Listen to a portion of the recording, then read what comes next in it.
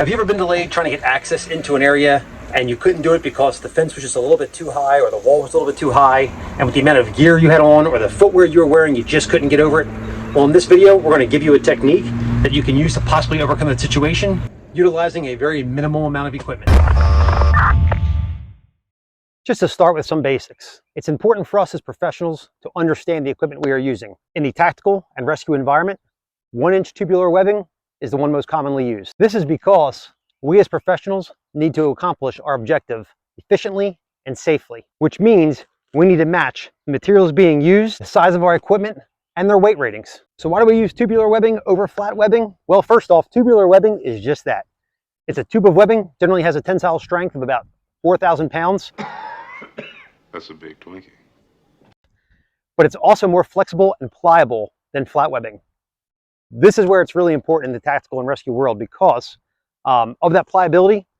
Tubular webbing tends to glide better over jagged surfaces, which helps not get the wear and tear that would occur on flat webbing. So one very important thing of note here, water or moisture acts as a plasticizer in nylon.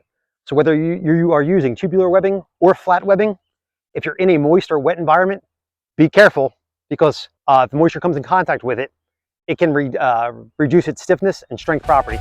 So now we're going to get into the technique.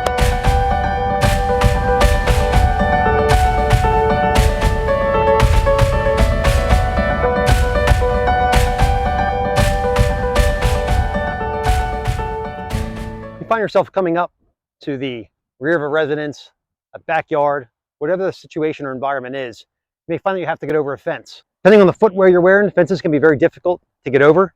So a little trick, using webbing on how to get over something around this height, maybe a little taller, as long as you can reach it, it's pretty much the your height limit, is simply going to be this. We're going to take our webbing and we're going to figure out if I put a girth hitch and put my wrist through it,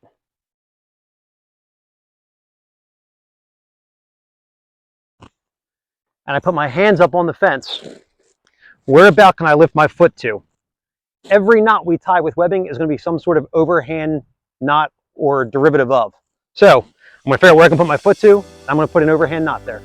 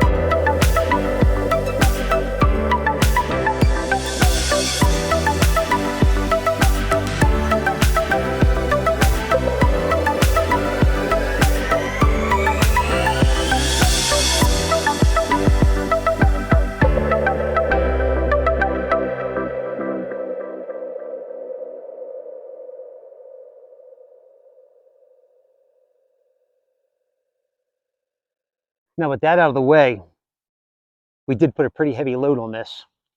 But because we put the carabiner in here, I take the carabiner out of the knot comes out very easily. One of the most common knots tied in webbing, it's called a water knot.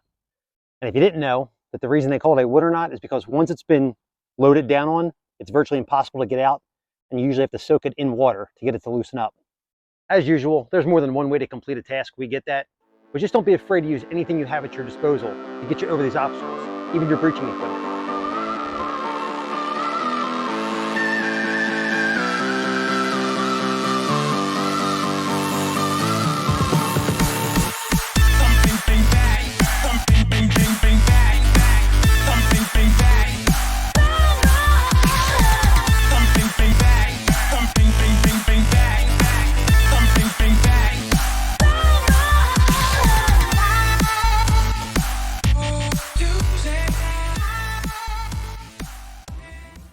Another situation in which these type techniques can be beneficial is if you're trying to gain access into a structure in which, due to the grading, generally the first floor windows are not ground level. They're actually to the point where it's almost impossible for you to get in without some sort of adjunct.